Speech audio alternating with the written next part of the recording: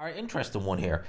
So Anthony Joshua on the Zone Boxing. This is following on from his press conference with Francis Ngannou ahead of their March the 8th fight date.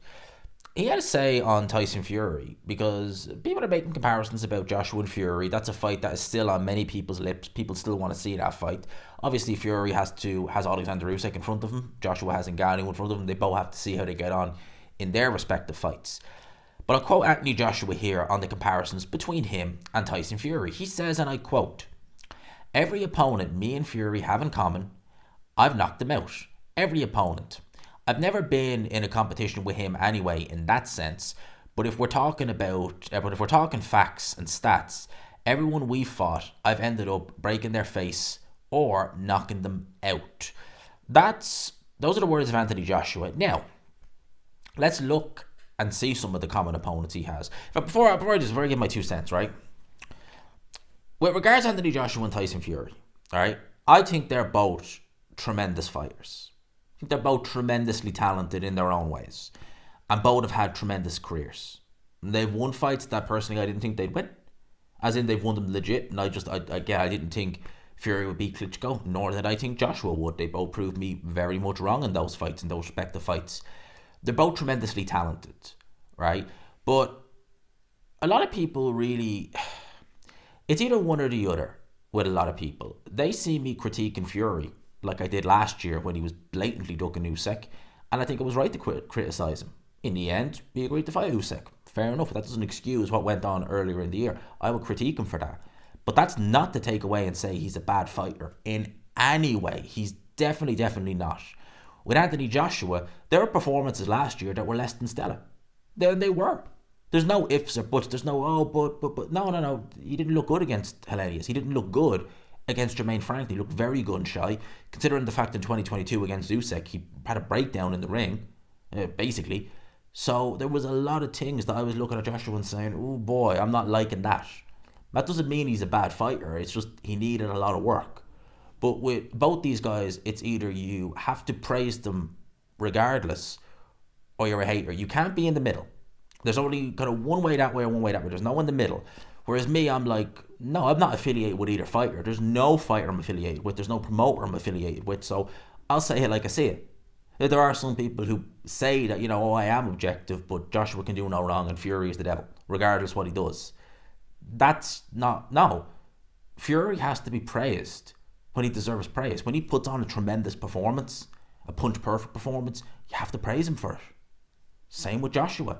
If he's less than stellar, well, you're going to have to critique him for it. There's no ifs or buts. You have to look and say, well, based on that performance, like against Ngannou, if he'd have been in there against Joshua, Usyk, Deontay Wilder even, or certainly a prime Wilder, he'd have lost.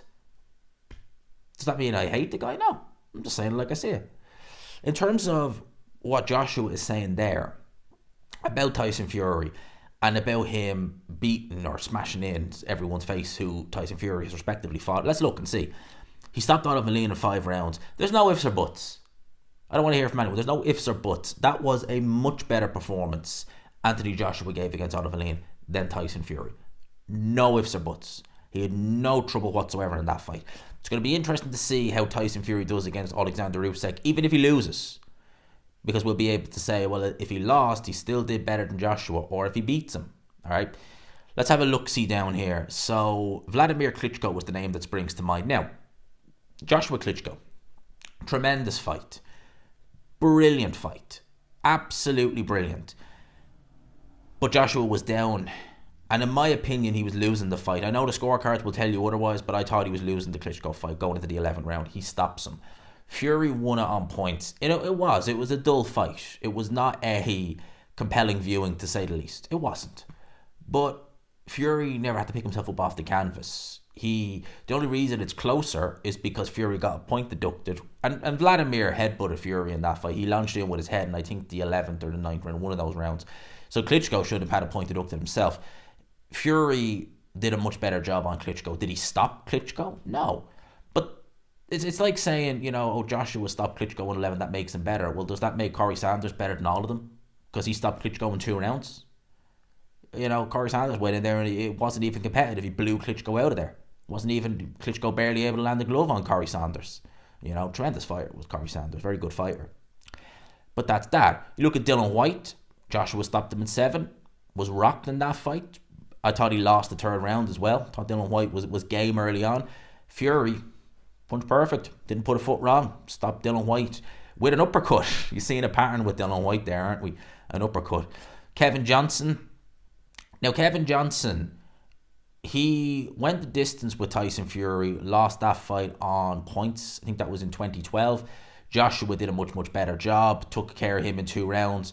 But Tyson Fury, when he fought Kevin Johnson, it was a much more lively Kevin Johnson, it's fair to say. He had a lot more left in the tank at that point. What was Kevin Johnson's record in that fight, actually? Because it was a very... Some people at the time were saying it wasn't a good performance. I actually thought it was a pretty decent performance from Tyson Fury back then. If you go back and look at it now, it was a decent enough. He was 248 in that fight. He only had 2 losses at the time.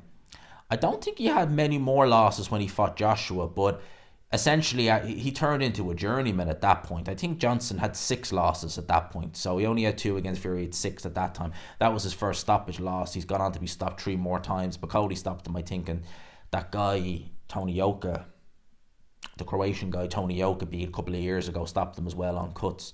So yeah, Joshua is right. He stopped in terms of comparing the opponents, he stopped them, where Fury has only really stopped Dylan White. He's gone the distance with the others. But just doing that and saying, well, look, he went the distance and I stopped him, it's also the manner of victory. If you look at the Klitschko fight, Fury was never in trouble. If you look at the Dylan White fight, Fury was never in trouble.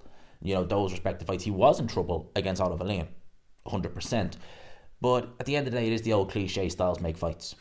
And it's like, Ricky Hatton, he was able to stop Castillo. Mayweather beat him on points. Dispute it, but nevertheless, still beat him on points. And fair to say, Mayweather definitely didn't do as good a job as Ricky Hatton.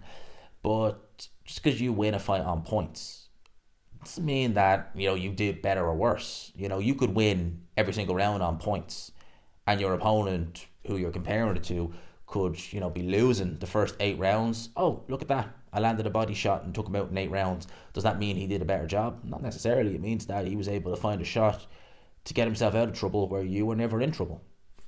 That's the way it is. I like the way that we're hearing a lot of Joshua versus Fury, Joshua Fury, Joshua Fury, Joshua Fury. At the end of the day, Joshua has Ngannou, Fury has Alexander Usyk. And with Joshua, I think that he's more safe against Ngannou. I think he'll come through that fight fairly okay. Maybe might have a bit of trouble, who knows, but I'd say probably he's going to be okay in that fight. Fury Usyk is a hell of a competitive fight. And it kind of... Fury is not mentioned in Joshua, but it is kind of... How would I describe it? I don't want to say disrespectful. It's not the word. But it is kind of frustrating where it's like, all the talk is Fury, Joshua, Fury, Joshua, Fury, Joshua. Fury's to get past Usyk. And listen... The Zone, Eddie Hearn, Usyk schooled Joshua twice. They should know that Usyk is no joke. They obviously want Fury to win for a variety of reasons. One, Fury is starting to be on the slide, and maybe they'll feel at this point Joshua could maybe get him. It's a massive fight in the UK. Also, Fury hasn't schooled Joshua twice. If he fought Usyk again, I'd be picking Usyk again. I think he'd do it a 3rd time. That's what I got to say on that. So I'd rather they just wait and see. Let's see how Fury Usyk goes. And then we can talk about thereafter. Because we talked so much about Joshua Wilder, and I even said it going into the fight, more so with Deontay Wilder. Stop talking ahead. Focus on now. He didn't focus on now. He lost. It happens. That's what I got to say on that. Let me know your thoughts on what Joshua had to say there. Him saying that on comparisons to Tyson Fury, when you look at their respective opponents, he stopped them all, where Fury hasn't. And yeah, 100% he has. But we also have to look at the nature of the wins as well. Against Oliver Lane, much better, no questions. Against Francis Ngannou, we'll see. But against the likes of Klitschko, against the likes of Dylan White, and Tyson Fury, he fought a better Dylan White.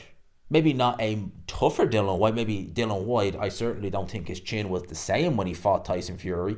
But in terms of everything, in terms of aesthetically, he was better because he was in bed. Well, Dillian never been a body beautiful type, but he definitely was fitter than he was against Joshua, and he'd certainly improved a lot since then. So yeah, that's what I got to say on that.